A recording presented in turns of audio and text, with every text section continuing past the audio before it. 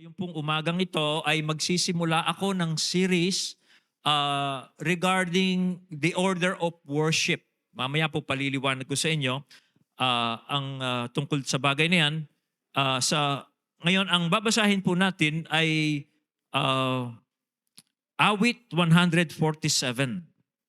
Psalm 147, babasahin ko po sa Tagalog. Ito po ang sabi.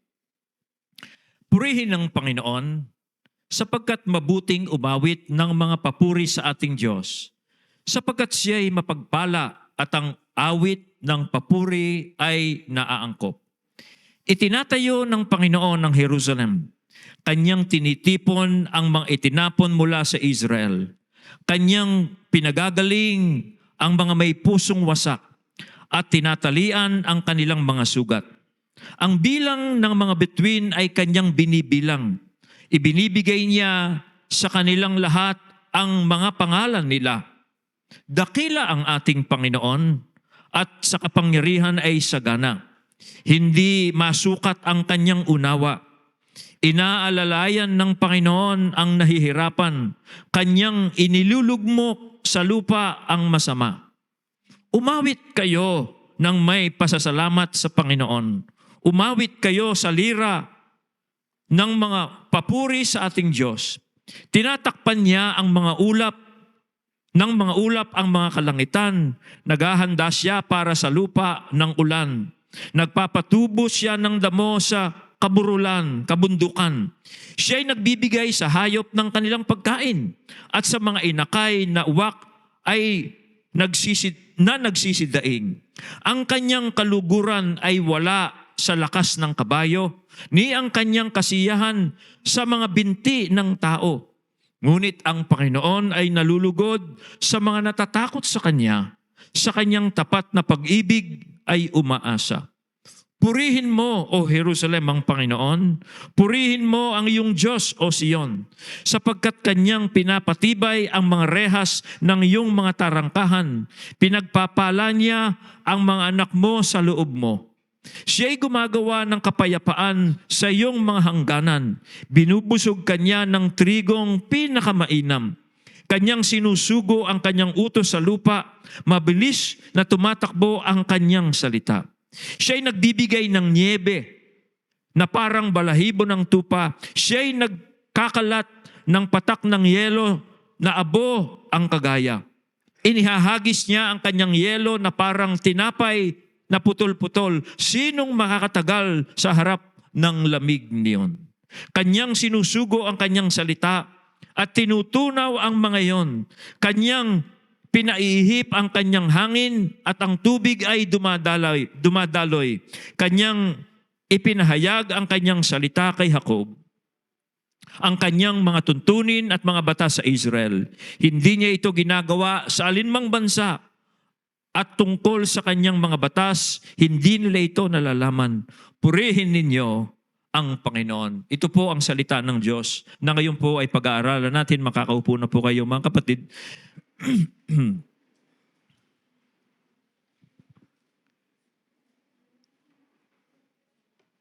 Marahil po, hindi nyo napapansin na every Sunday, meron po tayong order of worship. Yung pong pagkakasunod-sunod ng ating pong pagsamba dito po sa church. At iba po, tinatawag sa order of worship is liturgy. Kanya po ngayong umagang ito ay gusto kong ipaliwanag ano ba ang nangyayari tuwing Sunday worship service natin. Ito po ay ginagawa ko nang sa ganoon, mas magpa-participate po kayo, mas maintindihan ninyo ang bawat bahagi kung bakit natin ginagawa iyon.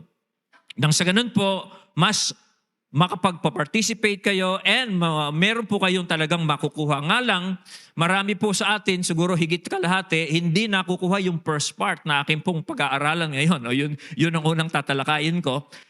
Dahil nga po, some of you or most of you are coming much later than 8:30. No? Kanya po.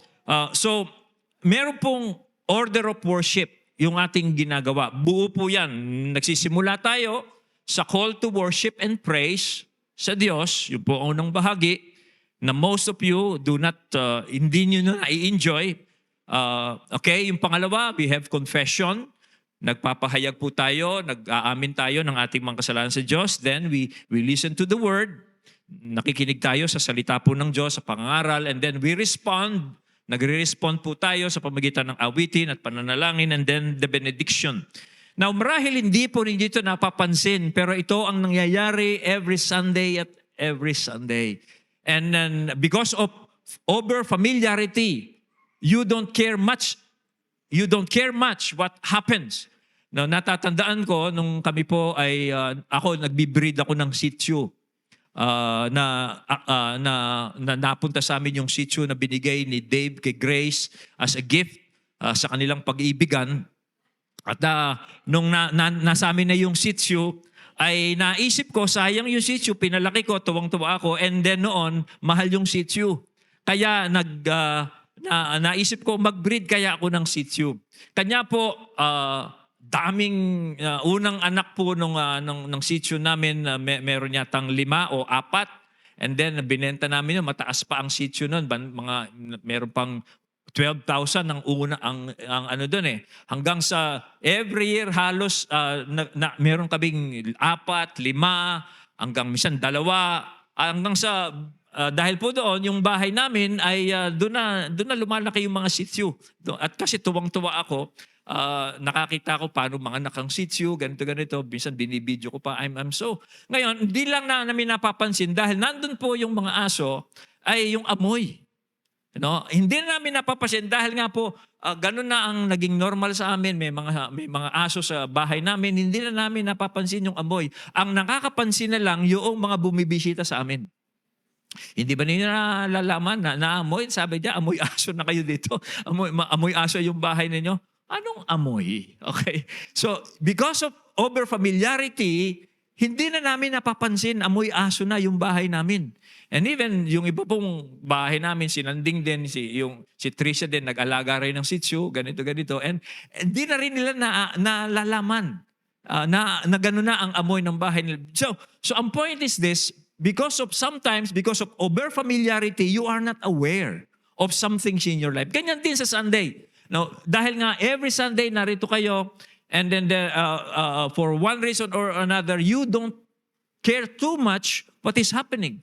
Kanya po, I opted, tulad po ng sinabi ko sa inyo last year, siguro baka ako kaya nalilate yung mga tao dito, pumunta na lang ito, hinahabol na lang yung pangangaral ng salita ng Diyos. Akala nila, yun ang pinakamahalaga. Yes, listening to the Word of God is very important, but it's not the only part of the service.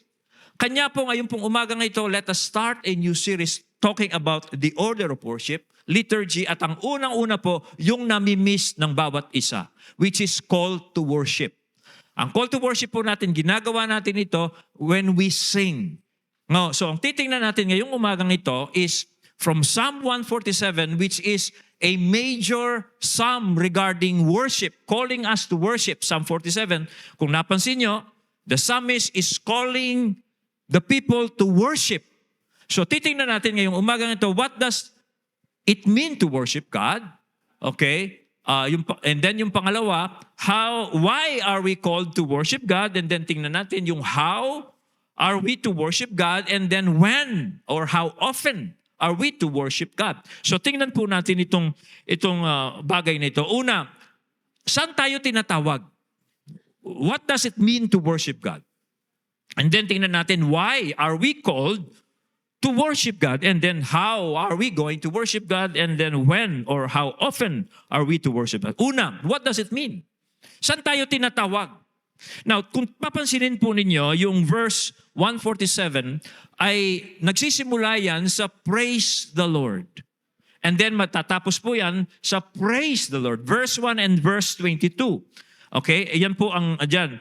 Praise the Lord. Sa Tagalog, purihin ang Panginoon. Ilang salita yan? 3. Praise the Lord. Sa Tagalog, purihin ang Panginoon. Pero in Hebrew po, it's just one word. And the word is, you know what the word? Hallelujah. Hallelujah. Just one word. Okay? Now, ang hallelujah naman po is 2 words na pinagsama. 2 words, hallelujah. Hallel and Yah. Yahweh. Okay? Halel, Yahweh. Okay, now, ang halel po literally means to boast. To boast. O, ipagbunyi, magmayabang. Halel means to boast. And then, kanino ka magbo-boast? Yahweh. So, ang worship po, dito sa Psalm 147, the psalmist is calling us to hallelujah, to make our boast in the Lord. Yan po ang ibig sabihin yan. Na magbunyi tayo, magmalaki tayo sa Panginoon. Now, maganda sigurong maisipan to, yung background nito. Simula po ang tao po ay mahulog sa pagkakasala, simula po ng malayo na ang tao sa Diyos, alam natin yan, nangyari yan sa Genesis 3, ang tao po ay nagbubunyi niya, nagbo-boast niya na siya into something. Para maramdaman niyang he's an important person. Okay? Nagbo-boast ang tao, halimbawa, sa kanyang achievements. Para maramdaman niyang importante siya. Nagbo-boast ang tao sa kanyang wealth. Nagbo-boast ang tao sa kanyang accomplishments, sa kanyang napag-aralan, sa ang ganda ng kanyang bahay. Minsan yung iba sa beauty nila, nagbo-boast sila sa beauty nila just to make themselves important so that they will feel important. They are not nobody, they are somebody. They are boasting into something. Some people even boast on connections, kung sino yung kilala nila, kung sino, okay. So that is what people does. Okay? They are boasting into something kasi nga they want to feel important. And that is their halel. Yun po ang halel nila. They boast. Pero ang call to worship po, Christians, those who know God, those who fear God, they are called to boast not in their accomplishment, not in their education, not in their beauty, but in the Lord. So that is worship. So when we are called to worship, which first part po ng worship service, kaya pansin nyo yung mga awit natin, yung mga awit po natin, yung mga hindi nalilate, napansin nyo, it is always on God.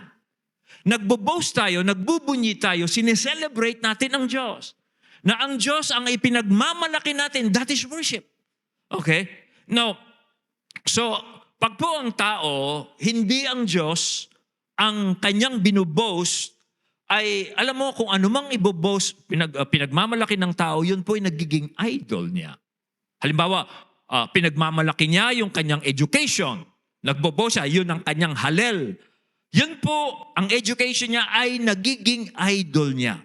At pag po merong nangyari sa kanyang idol, yung taong yon nadidevastate. Halimbawa, yung idol niya, yung anak niya, and then, pinagmamalaki niya, lagi anak niya, pinoprotektahan niya anak niya. Pag merong nangyari sa anak niya, in fact, lagi siyang kinakabahan na baka merong mangyari sa idol niya. Kasi pag merong nangyari sa idol niya, he begins to crumble. Kaya po ang call to worship dito, instead of boasting in anything or anyone, we are called to boast in the Lord. That is worship. At yan po ang ginagawa natin sa first part. No? Kanya po dito sa Jeremiah 9, ito ang sabi ni Jeremiah, hindi dapat ipagmalaki ng marunong ang karunungan niya, o ng malakas ang kalakasan niya, o ng mayaman ang kayamanan niya. Kung gusto ng sinuman na magmalaki, dapat lang niyang ipagmalaki na kilala niya ako. At naunawaan niyang ako ang Panginoong nagmamahal, mapagmahal na gumagawa ng tama at matuwid dito sa mundo dahil yon ang kinalulugdan ko. Ako ang Panginoon ang nagsasabi nito. Eh, sabi ng Bible, huwag mong ipagmalaki ang iyong karunungan, huwag mong ipagmalaki ang iyong kayamanan. Kung magmamalaki ka, sabi ng Panginoon, ito ang pagmalaki mo, nakilala mo ko. Ito ang pagbunyi mo, na ako'y mapagmahal ng Diyos, na ako'y gumagawa ng tama sa mundong ito, nakilala mo ko, ako ang ipagbunyi niyo. That is worship. Pinagmamalaki po natin ay ang Panginoon. Pero hindi lamang po yan ang sabi sa Psalm 147, kundi sinasabi rin po ng 147, why are we called to boast in the Lord? Why? Well, makita po natin, because it is fitting. Okay? Ito po'y naaangkop sa Panginoon. Una, naaangkop sa Panginoon at At the same time, naaangkop din po ito sa atin. Sabi po sa verse 1 sa English, how good it is to sing praises to our God, how pleasant and fitting to praise Him. So it is fitting to boast in the Lord, okay, is fitting. Naaangkop po yan una sa Diyos. Now, meron pong dalawang major reasons kung bakit po ang tao ay lumalapit at sumasamba sa Diyos. Yung una, lumalapit po at sumasamba ang tao sa Diyos because they think God is useful. Na ang Diyos po ay kailangan nila, kaya sila lumalapit sa Diyos. Kailangan nila yung biyaya ng Diyos, so they come and worship the Lord. Pero there is the other reason why people can come to the Lord. Not only He is useful, but because the Lord is beautiful. Ibig sabihin, we come to worship sa Panginoon, we come and worship the Lord because He is beautiful. Ibig sabihin, He's worthy. Nararapat siya. Okay? Kanya po, ito ang sinasabi po dun sa salita, it is good to sing praises to our God. How pleasant it is. In some translation, it is beautiful. It is beautiful and fitting. Now, may I ask you, so dalawang reason, God is useful and God is beautiful. May I ask you a question? What is the primary reason? Ano po ang pangunahing dahilan? Bakit po sumasamba ang tao? Is it because He's useful or beautiful? Most people come to God because He's useful. Dahil kailangan nila ang Panginoon. Kaya dapat ako pumunta sa church sa every Sunday, baka hindi ako blessed ni Lord. Okay? Kailangan kong magbasa ng Bible, kailangan kong mag-pray kasi baka hindi ako pagpalain ng Panginoon. Because kaya sila lumalapit sa Diyos because ang isip nila He's useful. Wala pong masama doon. In fact, ang Diyos po, pinapakilala niya ang kanyang sarili na siya'y pinagmumula ng lahat ng blessing. Pero dito po sa psalm na ito, we are commanded to praise God, to make our boast in God because He's beautiful. He's worthy. He's worthy. Kaya nga sabi niyan, it is good, it is pleasant, it is beautiful. In other translation, yung pong pleasant is beautiful. It is fitting. Kaya tayo lumalapit sa Panginoon. Ang highest form of worship is this. Not because God is useful, that we need His blessing. The highest form of worship is this. God is beautiful. God is worthy. Kanya po dito sa psalm na ito, pagkatapos pong sinabi ng psalmist na ang Diyos po ay karapat-dapat sambahin, it is fitting, binanggit po niya yung mga ginagawa ng Diyos. Verses 1, verses 2 and 3, binanggit po niya yung mga mighty acts po ng Panginoon, ng Diyos sa kanyang sa kanyang bayan, and then sa kanyang creation. So, yung pong sumunod na talata, verses 2 and 3, binanggit po niya ang mga dakilang gawa ng Diyos sa kanyang bayan. Sabi niya sa verse 2, the Lord builds up Jerusalem. He gathers the exiles of Israel. He heals the brokenhearted and binds up their wounds. And then sa verse 4 and 5, binanggit po niya yung dakilang gawa ng Diyos sa kanyang creation. He's reciting those things to tell us how beautiful God is. Okay? Sabi niya sa verse 4, sabi niya, He determines the number of the stars and calls them each by name. Great is our Lord and mighty in power. His understanding has no limit. Sabi po dyan. Okay, dito pinapakita yung kadakilaan ng Panginoon, yung kapangyarihan ng Diyos, yung bawat bituin alam ng Diyos. At ang Diyos, binigyan niya ang bawat bituin ng pangalan. Just imagine how great God is. And then, binanggit din po niya yung pangangalaga ng Diyos sa kanyang creation. Okay, kung paano pangalagaan ng Diyos ang kanyang creation, dito po sa verse 7 and 9, sabi po dito. Sabi sa verse 7, sing to the Lord with thanksgiving. Make music to our God on the harp. He covers the sky with clouds. He supplies the earth with rain and makes grass grow on the hills. He provides food for the cattle and for the young ravens when they call. God provides for His creation. That's how beautiful our God is. At tayo po'y tinatawag doon. Now, yan pong ganyang klaseng pagsamba ay in-illustrate ni David. Sa Psalm 27, ito ang request ni David.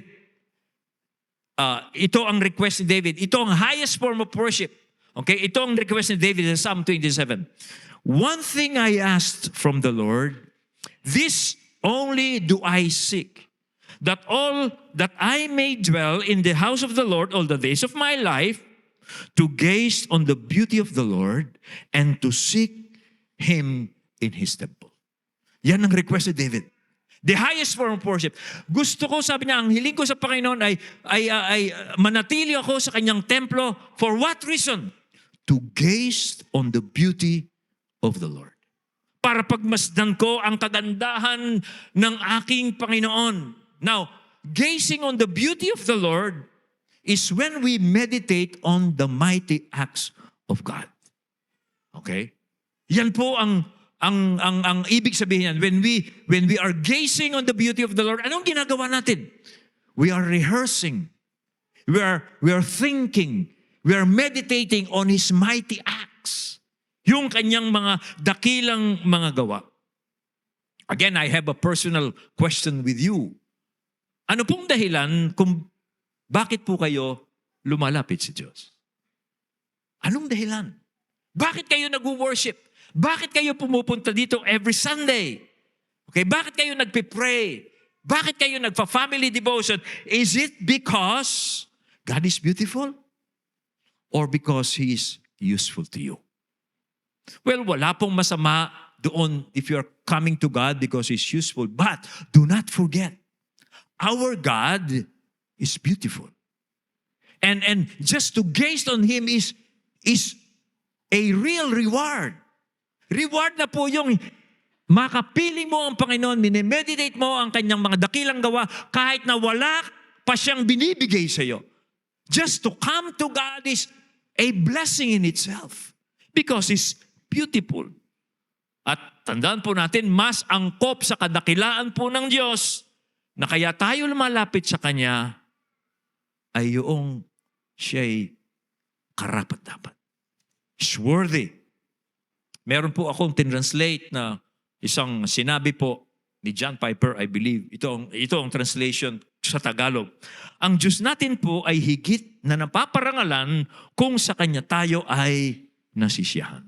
Alam mo ba ninyo, mas napaparangalan natin ang Diyos pag tayo po ay lumalapit, sumasamba sa Kanya, hindi dahil meron siyang bibigay sa ating blessing, kundi dahil siya ay karapat-dapat.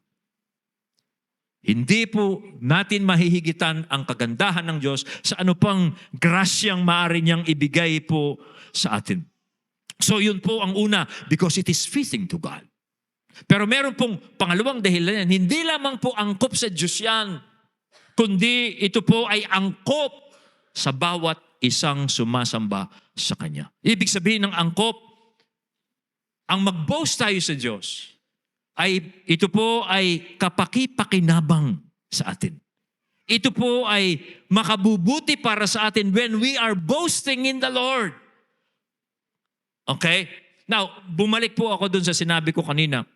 Simula po nang malayo ang tao sa Diyos, ang tao nga po ay nagbunyi na ipinagmamalaki na niya ang mga bagay na ginagawa niya, ang mga bagay na ang mga taong kilala niya, connection niya, yung beauty niya or whatever, para po maramdaman niya na siya'y importante. Pero, alam mo ninyo, wala pong masama doon sa mga bagay niyon. Pero ito po, ang totoo, makamtan man po ng tao yung mga bagay na yon, yung accomplishments, yung wealth, yung looks, yung status, yung plans niya, makamtan man po niya yon. Okay? Pero, he still feel insecure. Napansin po ninyo ang tao, hindi siya secured kahit na mayaman siya. Meron nga pong kamag-anak si Sister Net. Isa po sa mga kamag-anak nilang mayaman. Diyan po sa Angeles. Meron siyang mga kahayupan.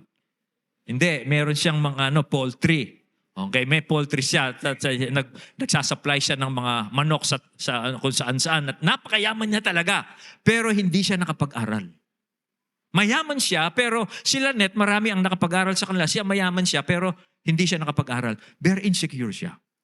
Pag nakikita siya, buti pa kayo nag-aral kayo. Ako hindi. Bata pa lang ako, sa palengke na ako. Pero mayaman siya. Men, maari po ninyong makamtan ng tao yung mga bagay na pinagmamalaki niya sa mundong ito, pero he still feels insecure. Why? Kasi sa anumang paraan, pwede pong mawala yun.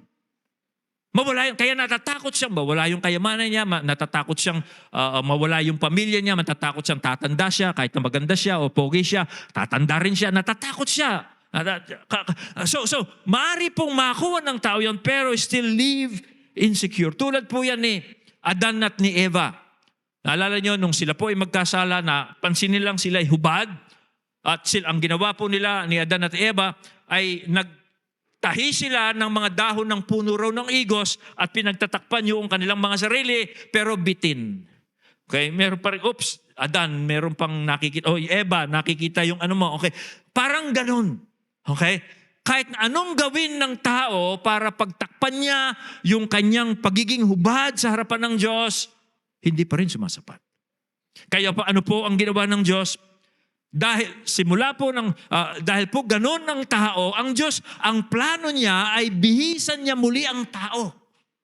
At nang sa ganun, yung tao, hindi niya ipagbubunyi yung anumang natanggap niya sa mundong ito, kaya ang Diyos, binihisan niyang muli ang tao. At paano pong binihisan ng Diyos ang tao muli? Sa pamamagitan ni Kristo. Sa pamamagitan ni Jesus, ng ating Panginoon, binihisan po tayo ng Diyos. Sa pamamagitan po ng kasuotan ni Kristo, nang sa ganon, hindi na tayo magmamapuri doon sa mga bagay na maaaring mawala sa atin, kundi binihisan tayo ng Diyos kay Kristo, nang sa ganon, si Kristo na siyang hindi po mawawala sa atin, ang siyang dapat nating ipagbunyi. Ito po ang sabi sa 1 Corinthians. And because of Him, dahil sa Diyos, you are in Christ Jesus, who became to us wisdom from God, righteousness and sanctification and redemption. So that as it is written, let the one who boast in the Lord. Binihisan tayo ng Diyos. Binihisan sa atin si Kristo. Nang sa ganon, ipagbunyi natin si Kristo na hindi mawawala sa atin. Si Kristo raw po ang ginawa para sa atin ng Diyos, the wisdom. Karunungan nating mula sa Diyos. Si Kristo po ang siyang ating katuwiran. Si Kristo yung ating kabanalan. Si Kristo yung ating katubusan. Nang sa ganon, kung meron mang magmapuri sa atin, magmapuri tayo sa Panginoon. Now, how do we apply this? Okay? Paano po natin ipapamuhay ito? Ito po ang sabi ni St. Augustine. To apply this, ito ang sabi ni St. Augustine. You have made us for yourself. Our heart are restless until they find their rest in thee. Yan sabi ni Augustine. Very profound theological truth. Na tayo raw po ay nilikha para sambahin ng Diyos. Okay? Na ipagbunyi natin ang Diyos. Tayo nilikha ng Diyos. Nang sa ganun, ang ipagbunyi natin ang Diyos.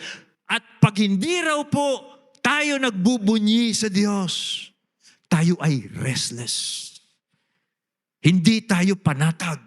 Hanggat hindi tayo nagpapahinga sa Diyos, hindi tayo makapagpapahinga. Ulitin ko yun. Hanggat hindi raw po tayo nagpapahinga sa Diyos, nang ibig sabihin, sa Diyos natin hinahanap ang ating kapurihan, kayabangan, hindi raw tayo makapagpapahinga. Okay? How do you apply this then? Well, ganito po yun. If you are restless about your status, okay? If you are restless about your finances, if you are restless about your connections, hindi nyo masyadong kilala si Mayor o hindi kayo makilala lang yung mga mababa. If you are restless about these things, if you are restless about your achievements, if you are restless about what others are thinking about you, di ba ganun tayo minsan, baka anong iniisip nila tungkol sa akin. Yung aking status, hindi ako yung pamilya ko, mga pamilya ng mababaho. No? Okay, hindi maganda yung background ko. You are always restless about these things. Alam mo niyo, ako sometimes nangyayari po sa akin 'yan. I'm insecure about who I am. I'm secure about my accomplishment. I'm secure about so many things in this life. It happens. How can you rest? Well, you seek Christ. Hanapin mo si Kristo. At sa Kanya mo ilagak ang inyong pagbunyi, sa Kanya ka magmamalaki, and then mapapansin po ninyo, mawawala yan. You will rest. You will rest. Okay? Pero habang ang iyong pong pagmamalaki ay doon sa mga bagay ng mundong ito, tandaan po ninyo, laging bitin yan. Kung yung kagandahan mo, meron kang makitang mas maganda sa iyo. Okay? O kung yung katalino mo, nagmamalaki, meron kang makikilala mas matalino sa iyo, and you feel restless. Pero pag ikaw ay nagbunyi sa Panginoon, He's perfect, He's good, His love is for you, you will really rest. Makapagre-rest po tayo, mga kapatid. Why? Because God gave Jesus Christ to us so that we will be complete. Para makumpleto po tayo. Okay? Para makumpleto po tayo. Alam mo ninyo, malalaman nyo while you are delighting in God, while you are seeking your boast in God, while you are worshiping God because He's beautiful, you will find that it is useful. Okay?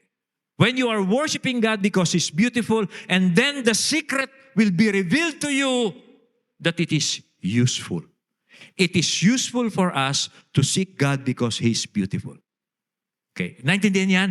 You will find, when you are seeking God because He's beautiful, you will find that that is useful. Let me give you an illustration. When I was a new Christian, I felt so insecure. In fact, ako po ay na-diagnose as a low frustration tolerant person. Ibig sabihin, madali ako ma-discourage. Madali ako ma-frustrate.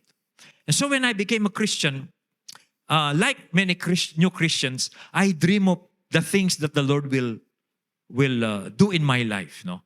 Siguro payayamanin ako ng Diyos. Siguro mag-o-open ako ng business and the Lord will make me successful. Yung bang mga dreams mga Christians, yung mga worldly dreams ba?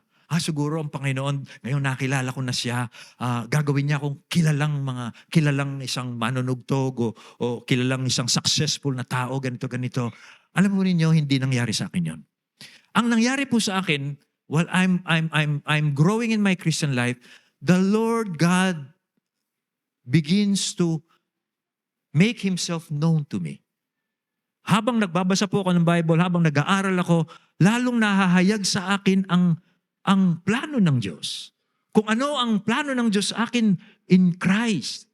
Hanggang sa napansin ko po yung mga insecurities ko, yung mga pangarap ko, mga sabihin nating makamundo, hindi naman po masama yun, yung natakpan. Natakpan yun. Habang nakikilala ko kung sino ang Diyos, habang nalalaman ko anong plano niya sa akin, in Jesus Christ, nawala yung mga bagay niyon. Nabatis, nabawasan at hindi na ako nagbubunyi sa mga bagay niyon. At nalaman ko pa, naligtas ako sa inggit, naligtas ako doon sa jealousy, nabanggit ko po sa inyo, pag reunion namin, magkakapatid ako pinakamahirap, kasi pastor lang ako, yung mga kapatid ko, ganito na yung kalagayan nila financially, sa kanilang mga buhay. Kami, pag nagre-reunion kami, lalo na pag Christmas, kami magdadala kami ng Christmas gift, kasi exchange gift. Yung dala po namin sa exchange gift, kokonti, pag uwi namin, napakarami, kasi ang dami binibigay ng aming mga kapatid. And then, kung wala sa iyo ang Diyos, manliliit ka. Okay? Mababa ang tingin mo sa iyong sarili. Pero dahil ipinakita ng Diyos sa akin kung anong plano niya in Christ, and I'm worshiping Him because He's beautiful, I found out it is useful. Okay? nawawala yung insecurity, nawawala yung tukso, na nasain mo yung mga bagay na yun kasi naiinggit ka sa iba. Nawawala, it is useful. That's the reason why we are called to boast in God. Una, because He's beautiful, He's worthy, and because it is useful for us. Yan po ang dahilan kung bakit po natin ginagawa ito. So, how is this possible? Posible ho ba na sasamba ka sa Diyos not because He's useful, but because He's beautiful? Is that possible? Pastor, gusto ko yan, pero posible ba yan? Yes. You know why it is possible? Because God made it possible for us. Ginawa pong posible ng Diyos ito na tayo ay sasamba sa Kanya hindi lamang dahil binibless na tayo, kundi dahil siya'y karapat-dapat. And through Christ, God made it possible. Sa pamamagitan po ni Kristo, ginawa niyang posible ito na makapagbubunyi tayo sa Diyos hindi sa mga bagay ng sanlibutan o taglay ng mga tao sa sanlibutan, kundi magbubunyi tayo sa Diyos dahil siya'y karapat-dapat. And He made it through Christ. Made it possible through Christ. Okay, look at verse 10 and 11 sa verse natin.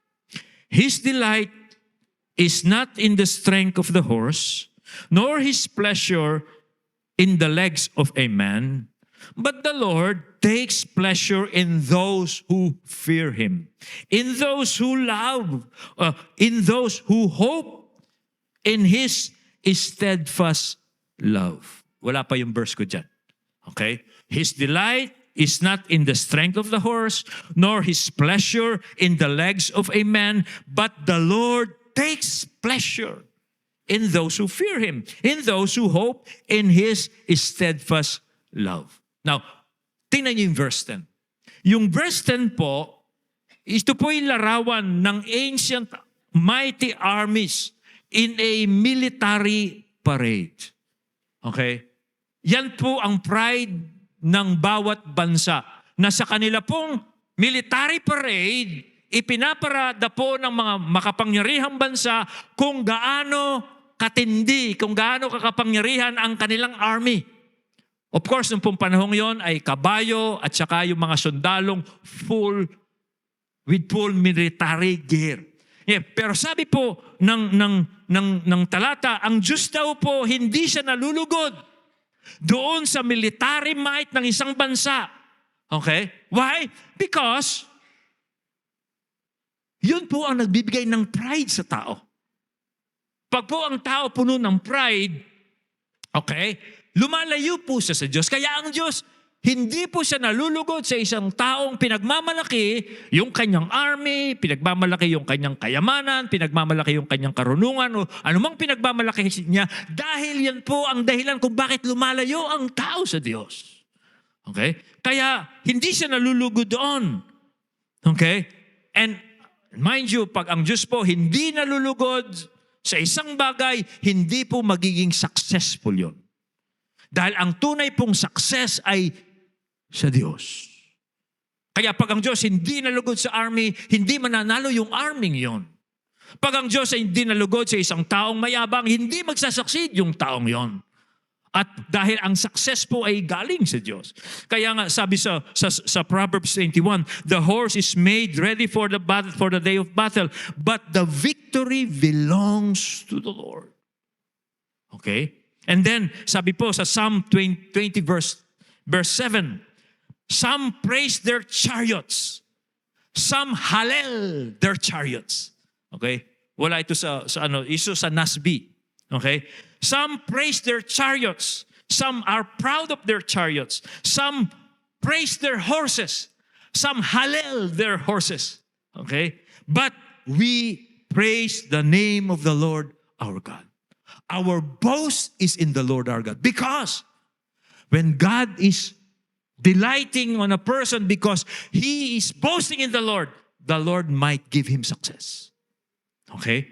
Now, ang point ko po dito ay ito. Now, verse 11. Yung verse 11 naman, so yung verse 10, hindi nalulugod ang Diyos sa pride ng tao. Kanino siya nalulugod? Well, look at verse 10. In those who fear Him. Nalulugod daw po ang Diyos doon sa mga natatakot sa Kanya. Doon daw po sa may banal na pagkatakot sa Diyos. Iginagalang po nila ang autoridad ng Diyos. Doon sa mga natatakot sa Kanya. Doon daw po sa iginagalang nila ang salita ng Diyos. At dahil mahal nila ang Diyos, natatakot po silang siya'y ma-offend nila. Those people, yan po ang kinalulugdan ng Diyos. Dahil mahal nila ang Diyos. Ayaw nilang ma-offend ang Diyos. At dahil alam nilang mahal sila ng Diyos, ayaw din nilang pagsamantalahan ng Diyos. Kahit na mabuti ang Diyos, hindi nila pinagsasamantalahan ng Diyos kasi banal siya. Diyon daw po nalulugod ang Diyos sa mga taong natatakot sa Kanya. Now, another thing, sabi niya, and in those who hope in His steadfast love. Ibalik mo doon sa Psalm kanina. Sa Psalm, okay. Hindi yan. Sa Psalm 147. Okay? Okay, so kanino pa nalulugod ang Diyos? In those who hope in His steadfast love. Those who hope in His steadfast love. Now, yung pong salitang love doon, sa steadfast love, palagay ko, ayan pala. Okay? Yung pong salitang love po doon sa steadfast love doon is the word kesed. Ibig pong sabihin yan, that is God's covenant love. Nalulugod daw po ang Diyos who hope in His steadfast love, in His covenant love. Okay? Now, I just want to talk to you about God's covenant because this will make you understand my point.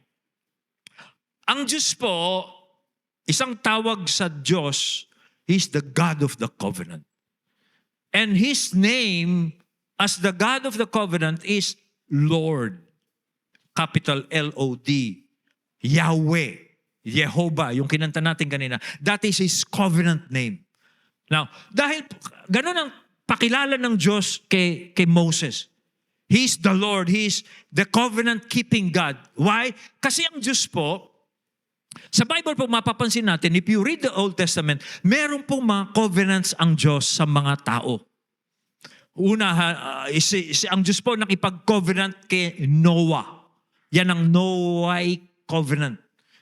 Doon po sa covenant na yun, matapos pong lipulin ng Diyos ang sanlibutan sa pamagitan ng baha, sabi niya kay Noah, hindi ko na pupuksain ang sanlibutan sa pamagitan ng baha, yun na po ay Noahic covenant. Kaya wala nang bahang nakaka-destroy. Hindi na ma-destroy ang mundo natin. And then, nakipag-covenant din po siya kay Abraham. Kay Abraham sa Genesis 12, nakipag-covenant siya na si Abraham gagawin niyang isang dakilang bansa. Gagawing si Abraham na ama ng lahat ng mga bansa. That is the Abrahamic covenant. At nakipag-covenant din po siya kay David. Sa 2 Samuel chapter 7, ang Diyos po ay nangako siya kay David na mula sa angkan ni David, manggagaling ang isang hari, ang Messiah. Yan po ang tawag dyan ay Davidic covenant. Now, pag ang Diyos po nakipag-covenant, sigurado pong tutuparin niya ito. Okay? Gagawa ang Diyos, ano man ang mangyari, tutuparin niya ang lahat ng kanyang ipinangako in the form of covenant. Okay? Kaya He is the God of the covenant. The Lord, Yahweh, Kesed. Yan po ang ginagamit ng psalmist dito. Okay? Those who hope in His steadfast love. In His covenant love. And of course, we know what is yung ultimate covenant ng Diyos. Paano niya ginawa yung ultimate covenant niya? And through whom niya ginawa yung ultimate covenant niya? It is through Christ. Kay Kristo po, okay, nakipag-covenant po ang Diyos sa atin through Christ. He's the ultimate. Christ is the ultimate fulfillment of God's covenant. Yung pong covenant niya kay Abraham, yung pong covenant niya kay David, yung ultimate fulfillment po niyan is through Christ. Okay? At paano ginawa ng Diyos yun? By Christ's death. Kaya doon sa 1 Corinthians 11:25, okay? This cup is the new covenant in my blood, sabi ni Christ. Yung pong kamatayan ni Kristo, sa pamagitan ng kamatayan ni Kristo, nakipag-covenant po ang Diyos. At yun po ay katuparan ng Abrahamic covenant, Davidic covenant. Tinupad lang ng Diyos yan. Kanya, ngayon, ang point po dito ay ito. Sino man daw pong umaasa sa steadfast love ng Diyos, God delights in that person. Nalulugod ang tao, ang Diyos, doon sa taong umaasa sa kanyang covenant love, particularly through Jesus Christ. Mga kapatid, so God made it possible na pwede kang magbunyi sa Panginoon kasi umaasa ka sa kanyang covenant love through Jesus Christ. Now, mind you, sabi niya, those who hope in His steadfast love. Who hope. Umaasa. Why? I just want to, marami pong application yan, pero ganito ang, personally sa akin, ganito kung apply ito. Who hope. There are times we may falter. We may fail. We may feel weak. We may not feel like the horse na hindi siguro. We may feel weak. But if we are hoping in His Kesed covenant love in Christ, God still delights in us. Ako nyo? Wow, I love that. Kanya kay Kristo, no matter what, I can always boast in my God because of His covenant love in Christ. Okay? Kanya po, it is possible that we can boast in God no matter what. Habang tayo po'y umaasa sa kanyang covenant na kanyang binuo para sa atin through Christ. Okay? Through Christ. Alam mo ninyo, sa cross, nung pong nakapako ang Panginoon dun sa cross, yun po'y kapahayagan ng Diyos sa atin na umaasa, sumasampalataya kay Kristo. Doon sa krus, kapahayagan po yun ng Diyos sa atin na hindi niya tayo kailan iiwan ng Diyos. He will never, ever leave us nor forsake us. Yun ang kapahayagan ng Diyos. You know why? Because at the cross, Jesus said, "My God, why have you forsaken me?" Kasi sa cross, God forsook Christ so that God will not forsake us. Kaya we can always delight in God no matter what. Made it possible. And whenever we delight ourselves in God, all our insecurities, all our anxieties, yung iniisip ng tao tungkol sa ating kalagayan, yung iniisip natin, baka ganito isipin, all those things that make us restless will rest because of Christ. Those who hope in His steadfast love. Okay? God delights in them. Nalulugod ang Diyos. Nalulugod pa ang Diyos sa atin. Pag umaasa tayo sa kanyang pag-ibig na hindi nagmamaliw, hindi magbabago, steadfast, unchanging, okay? Unfailing, because it has been ratified, it has been confirmed to us by Christ's death. So nakita natin what is to worship God. Nakita natin why. Then nakita natin how. Tama ba? Nasasagot ba natin yun? Okay. Paano magiging posible yun? Through Christ. And then lastly, how often? How often should we worship God? How often? Gaano kadalas? Well, the last point is this. Until we find Him beautiful. Until we find Him beautiful. Yung sampo, pansinin natin, presents the Lord, yung covenant name niya, Yahweh, Jehovah, as the God of Jacob. Napansin niyo, yung verse 19, sabi niya, He declares His word to Jacob, His statutes and rules to Israel. So, ang psalmist na ito, nire-represent niya ang Diyos, the covenant God, as the God of Jacob. Now, why? Bakit God of Jacob? Bakit hindi God of Abraham? Okay? Bakit hindi God of Isaac? Bakit God of Jacob? Kung titignan po kasi ninyo ang buhay ng tatlong taong ito, parang mas noble si Abraham kaysa Jacob. Mas noble si Isaac kaysa kay Jacob. Si Abraham po, tapat siya sa Diyos at marangal siyang tao. Si Isaac din, ganun siya. Pero si Jacob ang pagpapakilala, he's the God of Jacob. Si Jacob, kung titingnan mo ang kanyang buhay, siya ay schemer, mapanlokong tao. Lagi siya nag-iisip paano niyang lulukohin ang kanyang kapwa, paano siya makakaisa sa kanyang kapwa. He's a schemer. Pero ganun po ang pakilala ng Diyos. He's the God of Jacob. And we are called Jacob in the Bible, by the way. At this is humbling, but it is reassuring. Humbling kasi Jacob is a schemer. And and it is reassuring kasi like us, si Jacob ganun siya pero tanggap siya ng Diyos. Okay? Now, my point is this. Isa pong characteristic ni Jacob, I believe God was pleased with him. Because Jacob always wants God's blessing. Iyon ang hindi mo maalis kay Jacob.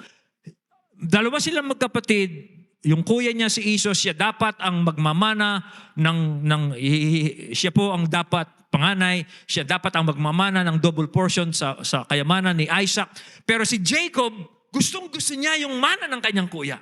He also wants the blessing of his brother. Yung birthright na tinatawag.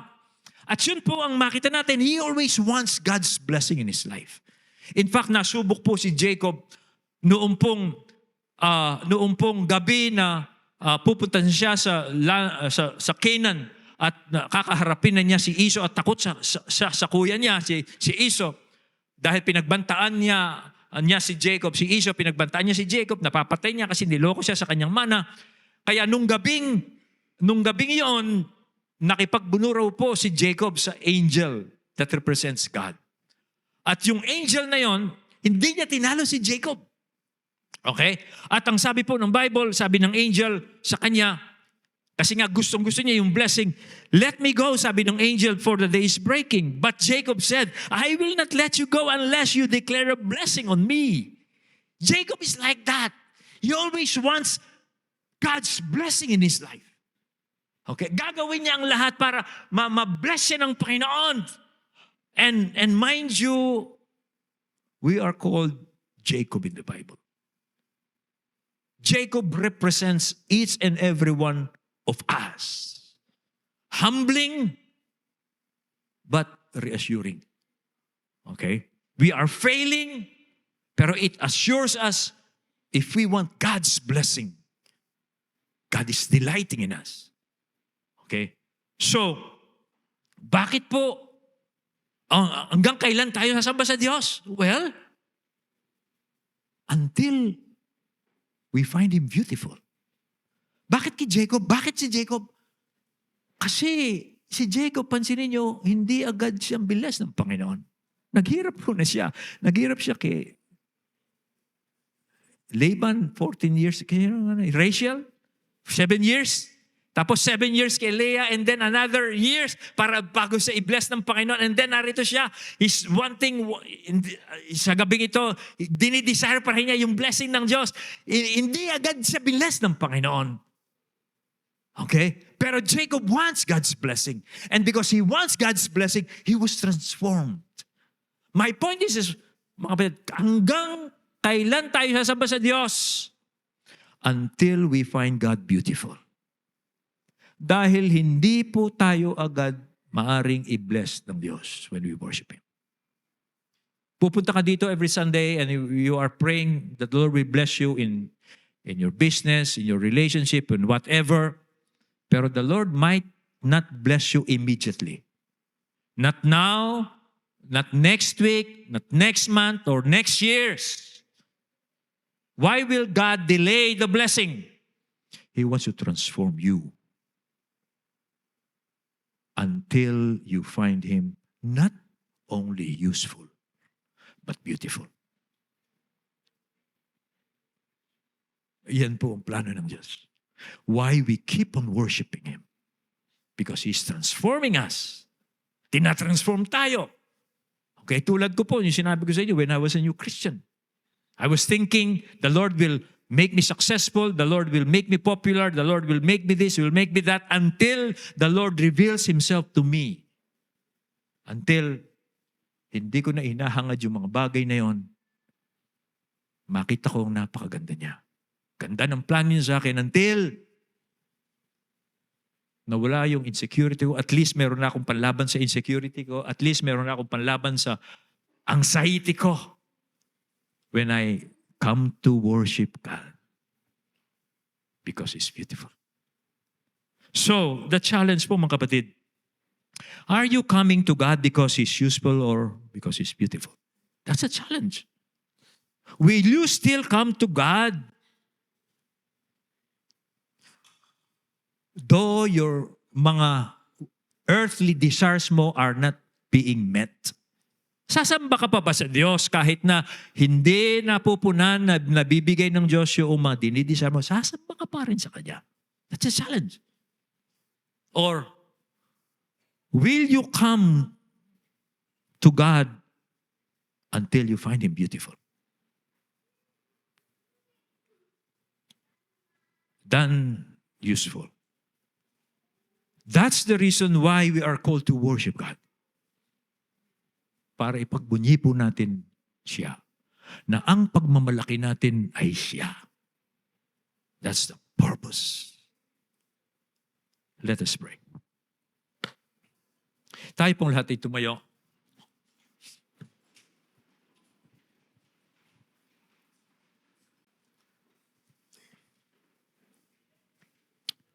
Nagpapasalamat kami ngayong umagang ito, O Diyos, na inyo pong pinapaunawa sa amin kung ano ang higit na nakapagpaparangal sa iyong pangalan. Na ang sambahin ka namin dahil kayo'y karapat-dapat. Hindi lamang dahil sa iyong mga biyaya. Patuloy po ninyong baguhin ang aming mga puso hanggang sambahin ka namin dahil pagpapala na po yung makatagpo ka namin at mapagbulay-bulayan namin ang iyong kagandahan. At ipinangako po ninyo, if we find you beautiful, you will give us the desires of our hearts. O Diyos, nagpapasalamat kami sa kapahayagan ng inyong pag-ibig sa amin, ang inyong covenant love, na hindi po magbabago, hindi po mapapalitan. At ito'y mananatili magpakailaman dahil ito'y kinonfirm ng death ni Jesus. And He rose again.